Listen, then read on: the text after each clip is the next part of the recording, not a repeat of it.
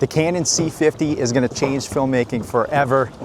It's supposed to be officially announced tomorrow, and it's got some incredible, really never before seen, first of its, dock is really shaking here. It's got some really first of its kind features that we've never really seen in a camera this size before.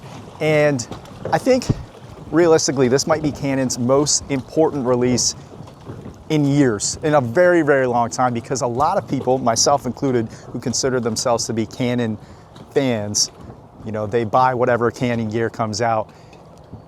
There's been a little bit a lack of innovation, it feels like, for a couple of years, and it feels like Sony has just been taking a step up, and a lot of people in the community feel like they have this Canon fatigue. And so I think tomorrow, when we see officially what some of these specs actually are, people are going to make that decision. Are they sticking with Canon, or are they moving in a different direction? So let's talk about some of these specs real quick. Why do I think this is going to absolutely change filmmaking forever? Open gate recording, right? We've never seen it in a camera this size. Panasonic, yes, they've been doing it for a few years, and realistically, Panasonic always comes out with these features first. And they force these other camera brands to innovate more and release more as cameras come out.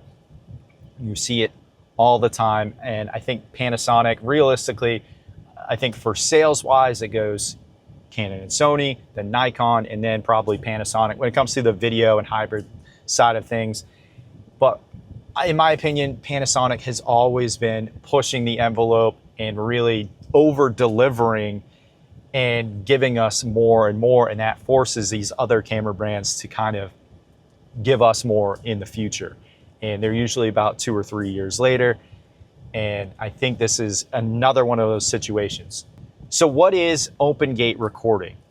It essentially allows you to use a larger part of the sensor, giving you more of a 3:2 or a 4:3 aspect ratio than what we've typically seen in the past. And that allows us to crop and reframe in post for different aspect ratios. So you see here we have more of a traditional 3840 by 2160 pixels in a 3:2 frame size, where what we're talking about gives us that ability for a more of a 4:5 or a 9:16 aspect ratio to give us that vertical shooting, where we also have the traditional landscape shooting. And this is going to be a total game changer for so many creatives. How many times have you been asked, oh, can you make a reel out of this? And you kind of have to crop in, it doesn't look the greatest, and you kind of lose a ton of the frame, a ton of the information, and it just doesn't look the best, right? It looks kind of funny. And you can, realistically, you can tell when someone does this. And then you can either do that, or you just go back and shoot it afterwards in vertical. That takes more time. Now you have multiple files that you're dealing with. Essentially, you've got to re-edit with the wide and the vertical, and it's just a ton of extra work. This is going to completely, I don't want to say completely, this is going to eliminate most of that headache. So if you're shooting a real estate video, for example, and you can shoot the traditional MLS style videos where you're getting wide shots, and then you can go back afterwards and say, hey, guess what?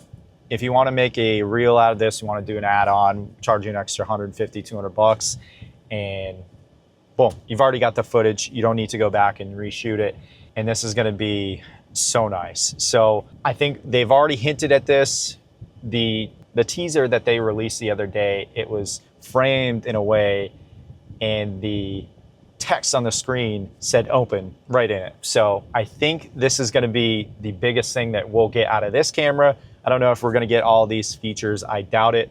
The internal NDs in a camera this size, I don't know if we're getting it on this one, guys. I think that that's just a pipe dream, and they're gonna keep that for the larger cameras right now on the Canon side.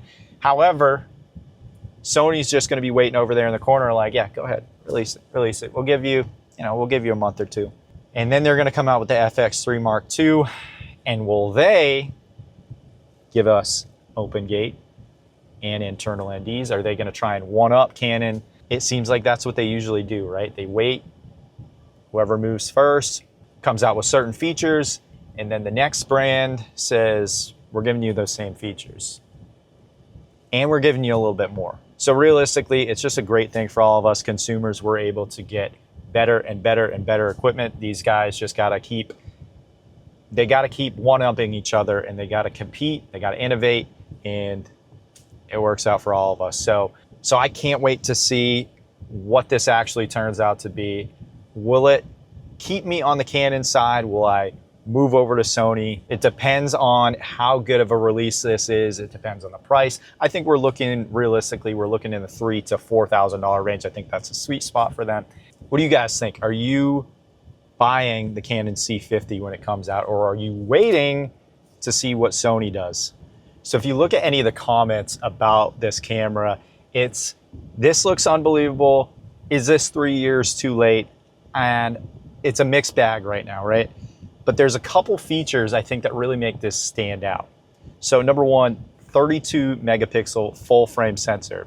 And this is realistically supposed to be a replacement for the R5C, which I currently use, and that's a 45 megapixel sensor. Do I think that this video first camera will also feature a 32 megapixel sensor?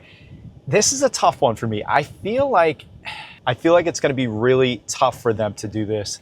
I figured it would be somewhere in the 20 megapixel range, given that the FX3 is 12 megapixels, and that's really how they've been able to get such good low light. And that's been one of the biggest complaints about Canon, is the low light has just really not improved.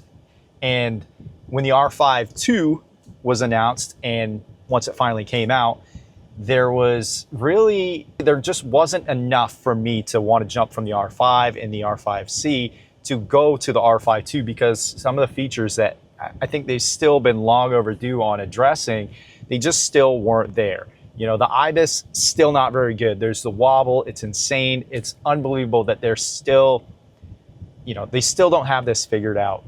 And number two, the low light just is not there yet. In comparisons, the R5C and the original R5 were better in most situations than the R5 Mark II, which I think was a big disappointment for a lot of people.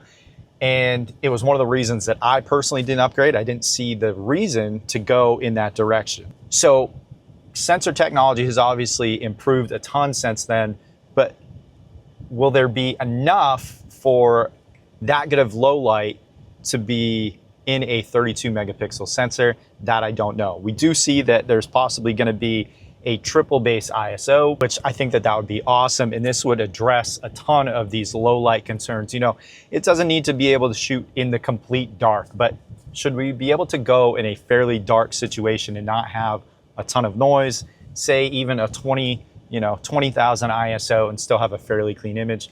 Yeah, that would be really nice, especially for me. I shoot a ton of real estate. There's a lot of dark rooms, and having that ability to shoot in dark rooms and in twilight situations would be a huge plus. And that's why so many people use Sony over Canon in the real estate game. And it's looking like we're probably not gonna have IBIS. That's in-body image stabilization.